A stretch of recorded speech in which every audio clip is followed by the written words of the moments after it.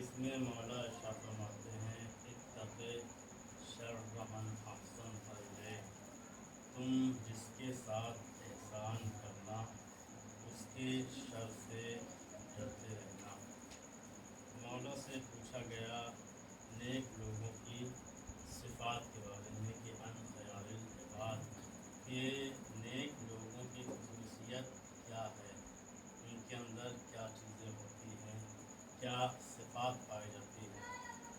تو مولانا نے فرمایا کہ احسن استبشروا، جب وہ کسی نیکی کا مرتکب ہوتے ہیں، جب کوئی اچھا کام کرتے ہیں تو وہ خوش ہوتے ہیں، اچھا کام کرنے کے بعد خوشی محسوس کرتے ہیں، ان کو اچھا لگتا ہے۔ وَإِذَا أَسَاءُوا اسْتَغْفَرُوا، اور جب کبھی کسی برائی کے مرتکب ہو جاتے ہیں، جب کوئی برائی یا ان سے کوئی گناہ ہو جاتا ہے تو خداوند عالم کی بارگاہ میں استغفار کرتے ہیں، خداوند کی بارگاہ میں توبہ کرتے ہیں، گناہ کرنے کے بعد اپنے گناہوں پر جری نہیں ہو جاتے۔ بعض وقت ایسا ہوتا ہے کہ انسان گناہ کرتا ہے اور پھر اس گناہ پر جری ہو جاتا ہے۔ اس کی وجہ کیا ہے؟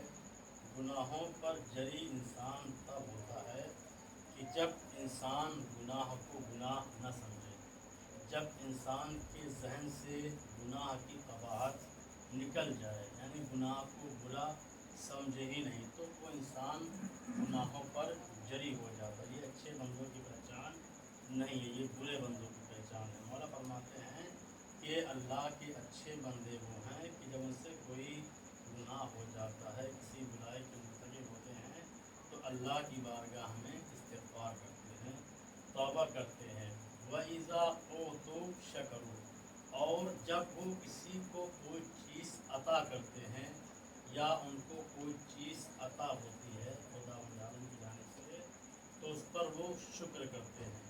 لیکن اسی کے مقابل میں جو برے لوگ ہیں ان کی خصوصیت یہ ہوتی ہے کہ اگر وہ کسی کے ساتھ اچھائی کرتے ہیں، احسان کرتے ہیں، نیکی کرتے ہیں تو اس کو جتاتے ہیں، بتاتے ہیں کہ میں نے فلاں کے ساتھ نیکی کی، فلاں کے ساتھ اچھائی کی، یعنی اپنی نیکیوں کو بیان کرتے ہیں۔ اور جو انسان اپنی نیکیوں کو بیان کرتا ہے وہ اپنے ثواب کو کم کر دیتا ہے، اپنے اچھے کام کو وہ انسان خراب کرتا ہے، اور یہ اچھے بندوں کی پہچان نہیں ہے۔ بلکہ اذا اوتوا شکر، بلکہ وہ اس پر شکر کرتے ہیں خدا کا۔ اگر کوئی چیز ان کو عطا ہو یا وہ کسی کو کوئی چیز عطا کریں یا دیں تو اس پر وہ اللہ کا شکر ادا کرتے ہیں، پروردگار تیرا شکر ہے کہ تو نے مجھے یہ چیز عطا کی، یا تو نے مجھے توفیق دی کہ میں نے دوسروں کو یہ چیز عطا کی اور دی۔ مثال کے طور پر بہت سارے لوگ ایسے ہوتے ہیں، اگر مثال طور پر کسی کی انہوں نے مدد کر دی پیسے کے اعتبار سے، اور وہ انسان آگے بڑھ گیا، کمال پر پہنچ گیا، ترقی کر گیا، اب وہ لوگوں سے بیان کرنا شروع کرتا ہے اگر میں نہ ہوتا تو اس مقام تک نہ پہنچتے، اگر میں نے مدد نہ کی ہوتی تو یہ اس چیز کو حاصل نہ کر پاتے۔ حالانکہ انسان ترقی کا اسباب بنتا ہے، یعنی وسیلہ بنتا ہے، ترقی دینے والا اللہ ہے، کمال تک پہنچانے والا خدا ہے، انسان سبب بنتا ہے۔ تو جو انسان سبب بن رہا ہے تو اس کے لیے انسان کو یہ نہیں کہنا چاہیے کہ اگر میں نہ ہوتا تو یہ یہاں تک نہ پہنچتے، اگر میں نہ ہوتا تو یہ کام یہ نہ کر پاتے۔ یہ اچھے بندوں کی پہچان نہیں ہے۔ صلوات پڑھیں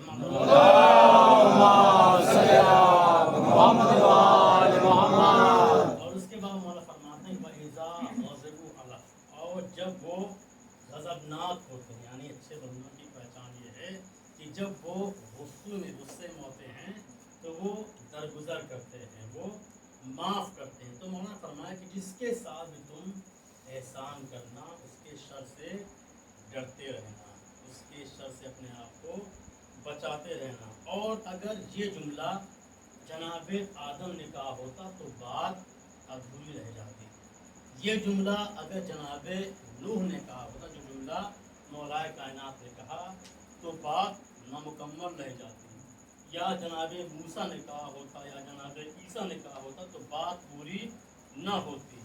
لیکن 1,24,000 انبیاء کی نبوت کے ختم ہو جانے کے بعد، یعنی پیغمبر اسلام پر نبوت کے ختم ہو جانے کے بعد، جس کے پاس تمام انبیاء کا ورثہ تھا، جس نے 1,23,999 نبیوں کی چھپ کر مخفی طور پر معاونت اور مدد فرمائی، اور آخری رسول کی کھل کے مولائے کائنات نے مدد فرمائی۔ مولائے کائنات کی ذات وہ ہے کہ جس نے صرف رسول کی حمایت نہیں کی، صرف رسول کی مدد نہیں کی، بلکہ رسول کے پہلے جتنے بھی انبیاء ہیں ہر ایک کی مولائے کائنات نے مدد کی ہے۔ تو تمام انبیاء کی تاریخ کو دیکھنے کے بعد، بدر کے میدان سے گزرنے کے بعد، احد کے میدان سے گزرنے کے بعد، خیبر کے میدان سے گزرنے کے بعد، خندق کے میدان سے گزرنے کے بعد، صفین کے میدان سے گزرنے کے بعد، جمل کے میدان سے گزرنے کے بعد، نہروان کے میدان سے گزرنے کے بعد، اب مولائے کائنات مسجد کوفہ میں جاتے جاتے یہ فرما رہے ہیں کہ دیکھو تم جس کے ساتھ احسان کرنا اس کے شر سے اپنے آپ کو بچاتے رہنا اور ڈرتے رہنا۔ صلوات پڑھیں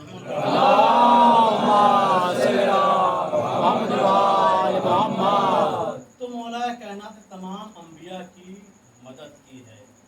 پیغمبر اسلام بیٹھے ہوئے ہیں اور مولا کائنات آپ کے پاس آپ کی داہنی جانب سر جھکائے ہوئے بیٹھے ہوئے تھے کہ اتنے میں ایک شخص وارد ہوا۔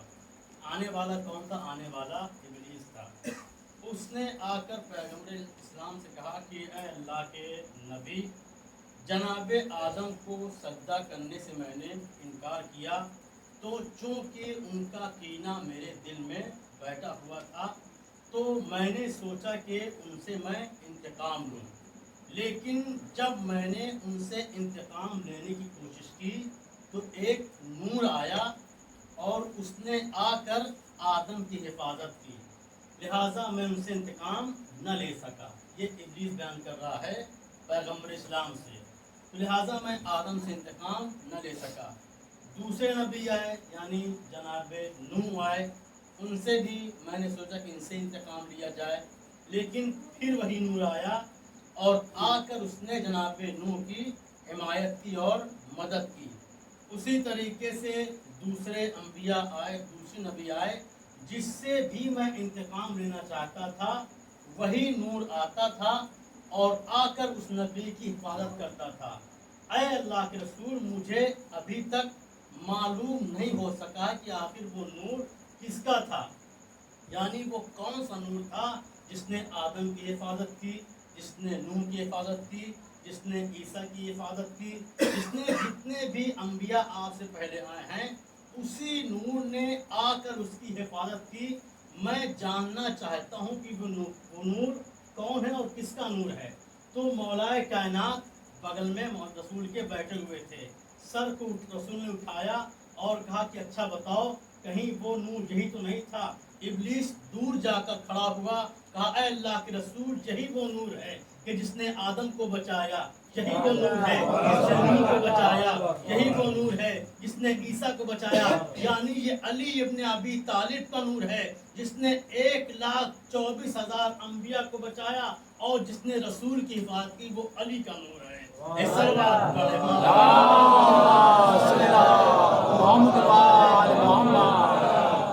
हर एक की हिफाजत मौलाए कायनात ने की है। रसूल की हिफाजत कैसे की है आप सुनते रहते, किस तरीके से मौलाए कायनात ने अपने बचपन के आलम से लेकर जवानी के आलम तक इस्लाम का दिफा किया है। इस्लाम की खातिर मौलाए कायनात ने जंग की है। तो मौला ने कहा कि इत्तक़ी शर्र मन अहसन पहले, तुम जिसके साथ एहसान करना उसके शर से डरते रहना, उसके शर से अपने आप को महफूज रखना। और अगर आप तारीफ उठाकर देखें तो आपको एहसान फरामोशों की तारीफ मिल जाएगी कि इंसान अपने फ़ायदे के लिए, अपना हुसूल मनफात के लिए इंसान एहसान कबूल कर लेता है।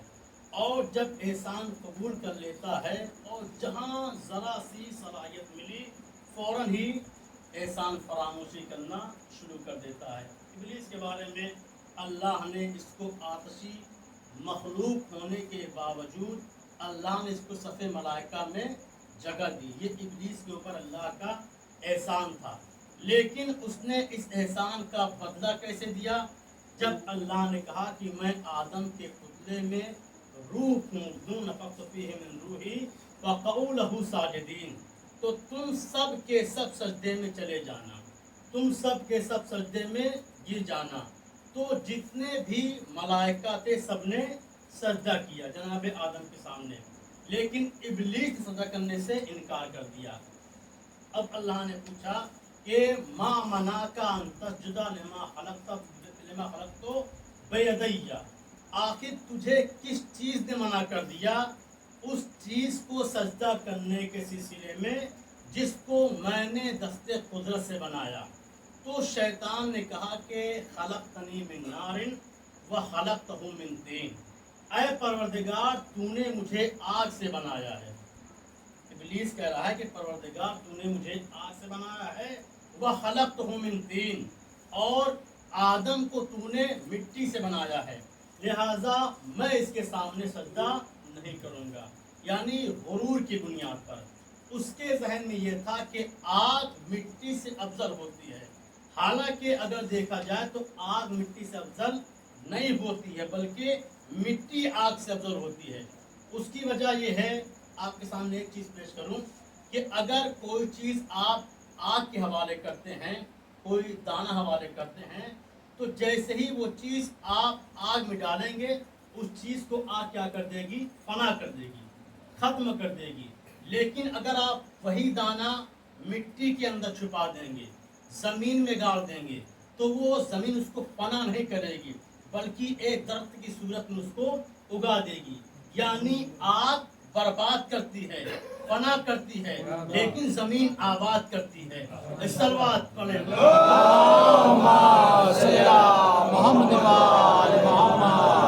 तो आबाद करने वाली ज़मीन है। वो गलत सोच रहा था कि खलक़तनी मिन नारिन व खलक़तहु मिन तीन, यानी मैं उससे अफजल हूँ, इसलिए मैं सजदा नहीं करूँगा। तो जब उसने सजदा करने से इनकार किया और उसकी अबा वस्तकबरा व कान मिनल काफिरीन, यानी उसका इनकार और उसका गुरूर उसको ले डूबा, किसको? शैतान को। तो उसने कहा मैं सजदा नहीं करूँगा। तो अल्लाह ने कहा कि तू यहाँ से निकल जा, तू एहसान फरामोश है। यानी जिसको बारगाहे इलाही से निकाला जाए वो एहसान फरामोश है। अब तारीख में उठाकर देखें کہ چاہے وہ بارگاہ الہی سے نکالا جائے چاہے بارگاہ نبوت سے نکالا جائے، بارگاہ الہی سے نکالا جانے والا بھی احسان فراموش، بارگاہ نبوت سے نکالا جانے والا بھی احسان فراموش۔ سلوات پڑھیں گے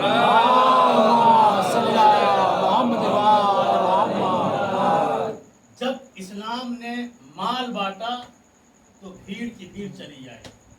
اسلام پھیلا ہے تو جناب خدیجہ کی مال کی بدولت، جناب خدیجہ ملکۃ العرب تھی، لیکن اسلام کی ترویج کے لیے انہوں نے اپنا سارا مال قربان کر دیا، سارا مال لٹا دیا۔ لوگ کھاتے رہے لیکن اسی خدیجہ کو لوگوں نے احسان کو فراموش کیا، اسی کو بھول گئے، تو شیطان کو بارگاہ الہی سے مردود کر دیا گیا، اس کو نکال دیا گیا۔ تو چونکہ وہ جناب آدم سے جل چکا تھا تو اس نے سوچا کہ اب میں اس کا بدلہ لوں گا ان کے بیٹوں کے ذریعے سے، تو لہٰذا اس نے ایک کو دوسرے خلاف اکسایا۔ جب قربانی مرحلہ آیا کہ دونوں لوگ قربانی پیش کرو، جس کی قربانی قبول ہو جائے گی وہی خلیفہ اور جانشین ہوگا، تو شیطان نے قابیل کے دل میں یہ وسوسہ پیدا کیا کہ دیکھو حابیل کی قربانی قبول ہو چکی ہے اور تمہاری قربانی قبول نہیں ہوئی ہے، لہٰذا تم ایسا کرو کہ اپنے بھائی کو قتل کر دو،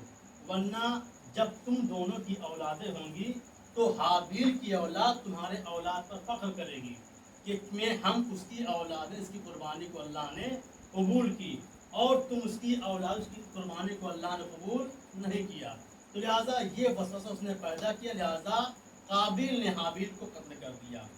اب یہ شیطان چونکہ نبی کے گھر میں یہ باعث فساد بن چکا تھا، لہٰذا اس نے ہر نبوت کدے پر اس نے اپنی دستک دی کہ ہر نبوت کے گھر میں یہ فساد برپا کرے، تو لہٰذا بہت جگہوں پر یہ کامیاب بھی ہوا۔ جناب نوح کی بیوی کو اس نے گمراہ کیا، جناب لوط کی بیوی کو اس نے گمراہ کیا، یعقوب کے کئی بیٹے ہوئے، 11-12 بیٹے ہوئے، ان میں سارے بیٹے کو گمراہ کرنے والا شیطان ہے، یعنی یہی وہ شیطان ہے جو گھریلو معاملات کو بھرواتا ہے، یہی ہے جو ایک بھائی کو دوسرے بھائی کے خلاف اکساتا ہے، یہی شیطان ہے جو بھائی بھائی سے لڑواتا ہے۔ تو لہٰذا جناب یعقوب کے بہت سارے بیٹے تھے، تو دوسرے بیٹوں کو اس نے شیطان نے جناب یوسف کے خلاف اس نے اکسایا، لہٰذا ان یعقوب کے بیٹے جناب یوسف کو اذیت دی، ان کو زد و کوب کیا، ان کو مارا، یہاں تک کہ ان کو لے جا کر کنویں میں ڈال دیا، لیکن جس کو اللہ محفوظ رکھے اس کو کوئی مار نہیں سکتا، تو اللہ نے انتظام کیا اور جناب یوسف ایک قافلے کے ذریعے سے مصر تک پہنچے، اور یہاں تک کہ وہ مصر کے بادشاہی تک وہ پہنچ گئے، لیکن جب قیصاری کا زمانہ آیا تو یہ سارے ان کے بھائی مصر پہنچتے ہیں تاکہ وہاں سے گندم حاصل کریں، تو لہٰذا جناب یوسف نے جب دیکھا ان کو تو وہ پہچان گئے، لیکن ان کے بھائی ان کو نہ پہچان سکے، تو لہٰذا انہوں نے بتایا کہ میں وہی تمہارا بھائی ہوں جس کو تم نے کنویں میں ڈال دیا تھا، لیکن میں تم سے بدلہ نہیں لوں گا، میں تمہارے ساتھ اچھائی کروں گا، تم نے میرے ساتھ برائی کی لیکن میں تمہارے ساتھ اچھائی کروں گا، یعنی جو برائی کرے اس کے ساتھ بھی انسان کو اچھائی کرنا چاہیے۔ ایک درس ہمیں جناب یوسف سے ملتا ہے۔ صلوات پڑھیں۔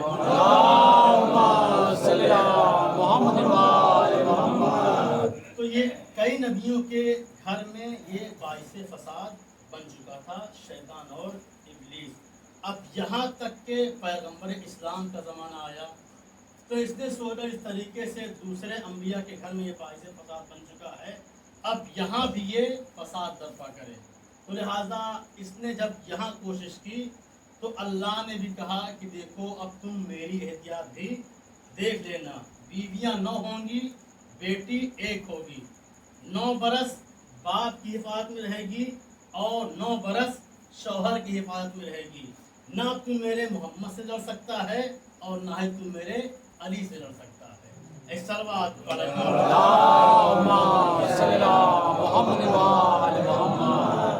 تو انسان کو جس کے ساتھ انسان احسان کرے اس کے شر سے مولا فرماتے ہیں انسان اپنے آپ کو بچائے، اپنے آپ کو انسان محفوظ رکھے۔ یہ دختر رسول یہ اولاد رسول یہ خدا کا ایک احسان ہے، اور اگر یہ نہ ہوتے تو آج دین اسلام کا نام و نشان مٹ چکا ہوتا۔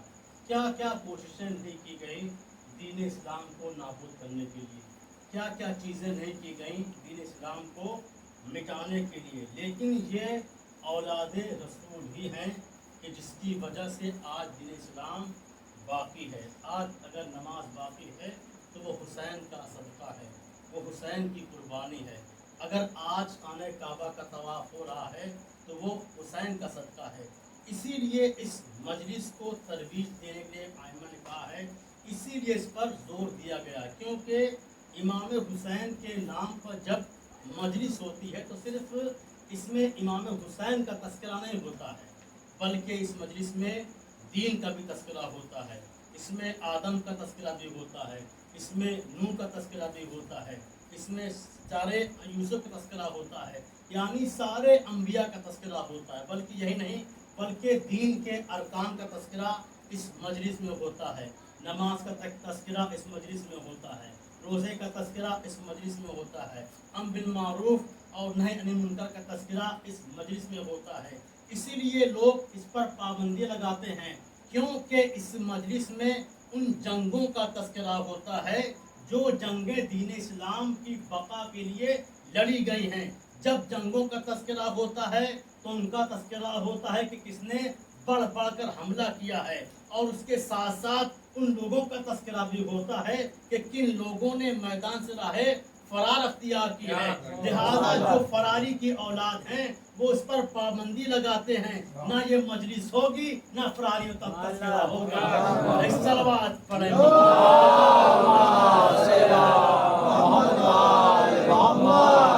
لہذا یہ دشمنوں کی چال ہوتی ہے، بہت دور سے دشمن بڑا دور اندیش ہوتا ہے، تو لہذا امام حسین کی مجلس میں ہر ایک کا تذکرہ ہونا چاہیے، پورے دین کا، دین کے تمام ارکان کا، دین کے اوامر کا اور دین کے نواہی کا، یعنی جو اللہ نے حکم دیا ہے کہ انجام دو ان کا تذکرہ ہونا چاہیے، اور جن چیزوں سے منع کیا ہے ان کا بھی تذکرہ اور ذکر ہونا چاہیے۔ امام حسین کی دین ہے اور امام حسین کی قربانی کا نتیجہ ہے کہ آج جو دین ہم تک پہنچا، اور یہ دین اسلام پر بہت بڑا احسان ہے خاندان ابو طالب کا، چونکہ جناب ابو طالب نے حمایت کے لیے آواز بلند کی تھی کہ اے میرے لال، تم اپنے دین کو پہنچاؤ، تم اپنے پیغام کو پہنچاؤ، میں اس کی ضمانت لیتا ہوں، میں اس کی حمایت کرتا ہوں۔ یعنی دین اگر پروان چڑھا ہے تو تین چیزیں بیان کی جاتی ہیں، ایک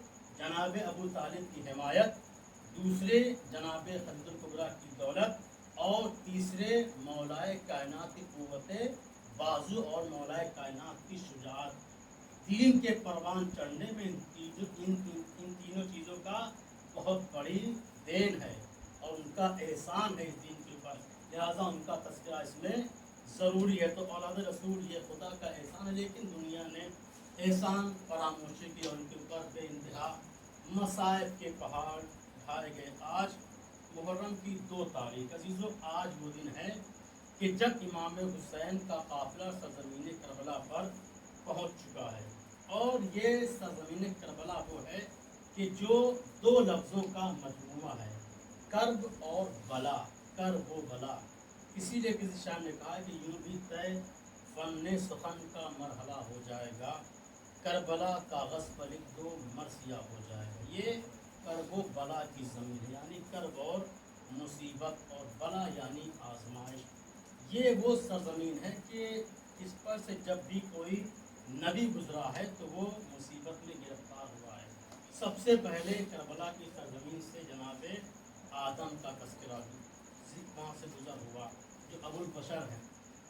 جب جناب آدم کا گزر سرزمین کربلا سے ہوا تو جناب آدم کا پیر ایک پتھر سے ٹکرایا، کہ جس کی وجہ سے جناب آدم کے انگوٹھے سے خون جاری ہوا۔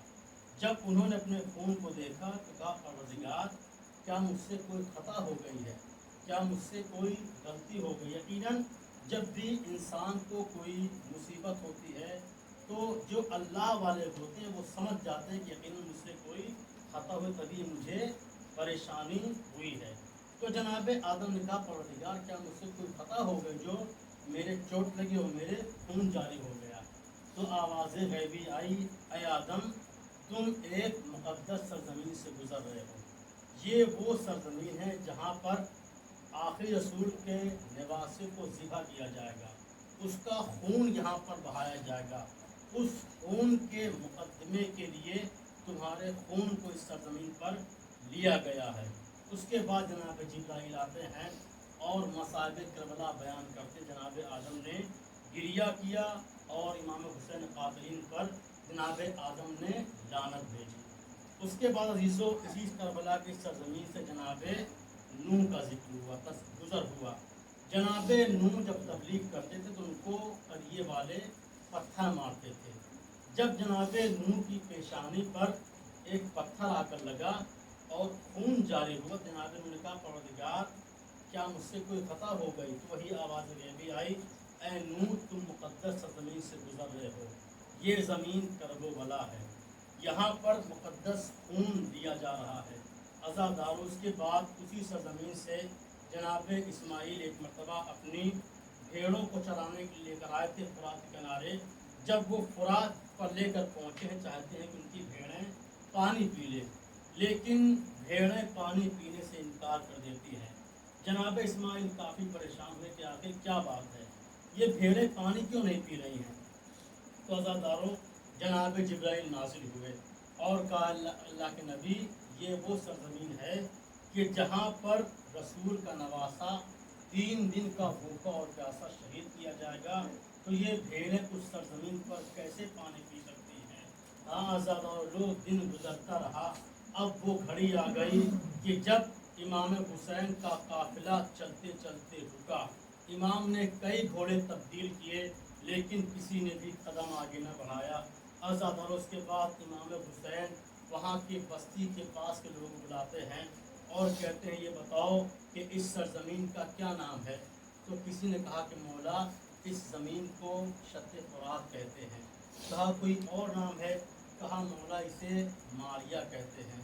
कुछ लोगों ने कहा मौला इसे काजरिया कहते हैं। तो किसी ने कहा मौला इस सरजमीन को नैनवा कहते हैं।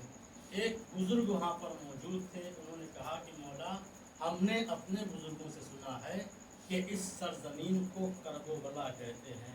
अज़ादारों जैसे इमाम हुसैन ने सुना तो कहा कि हाँ यही वो ज़मीन है कि जहाँ पर हमें कत्ल किया जाएगा, यही वो ज़मीन है कि जहाँ पर हमारी औरतों को असीर किया जाएगा। अज़ादारों उसके बाद क़याम नस्ब किया जाता है। जब बनी असद के लोगों को मालूम हुआ कि इमाम हुसैन यहाँ पर तशरीफ़ लाए हैं, उनकी औरतों को मालूम हुआ, उनकी औरतें अपने मर्द से कहती हैं कि चूँकि आका हुसैन के साथ उनकी ज़ैनब आई हैं, शहज़ादी आई हुई हैं, लिहाजा हम उनकी ज़ियारत करना चाहते हैं। अज़ादारों ये मर्द इमाम हुसैन के पास आते हैं और कहते हैं आका हमारी औरतों की ख्वाहिश है कि शहज़ादी ज़ैनब की ज़ियारत करें। अज़ादार इमाम हुसैन ने कहा इस सिलसिले में मेरे अब्बास से जाकर बात करो। ये मर्द मौला अब्बास के पास आते हैं, कहते हैं आका हमारी औरतों की ख्वाहिश है कि आपकी बहन ज़ैनब की ज़ियारत करें। मौला अब्बास कहते हैं हाँ इजाज़त तो है, लेकिन उनसे कहना कि एक एक करके आएँ और ज़ियारत करें, क्योंकि मेरी बहन को हुजूम पसंद नहीं है। अज़ादारों एक जुमला कहूँगा कि मौला ये अभी करबला है, अभी आप बाहयात हैं, लेकिन ज़रा बादे करबला आइए, यही आपकी बहन ज़ैनब उम्मे कुलसूम होंगी। तमाशाइयों का मजमा होगा, मुनादी निदा देगा आओ तमाशाइयों तमाशा देखो। ये अली की बेटियां, ये नबी ज़ादियाँ दयार बदयार खिलाई जा रही हैं। ऐ मौला उस वक्त आपके दिल पर क्या गुजरेगी। वसयअलमुल लज़ीना ज़लमू अय्यामुन युनक़लबून ला इलाहा इल्लल्लाह माबूद हम सबके गुनाहानी सगीरा कबीरा को माफ़ फरमा। परवरदिगार दुनिया में जहाँ जहाँ खुशियाँ बरकरार हैं उन सब की जान तनामुस की हिफाजत फरमा। परवरदिगार मरादे जान का साया हमारे सरों पर कायम दायम रख।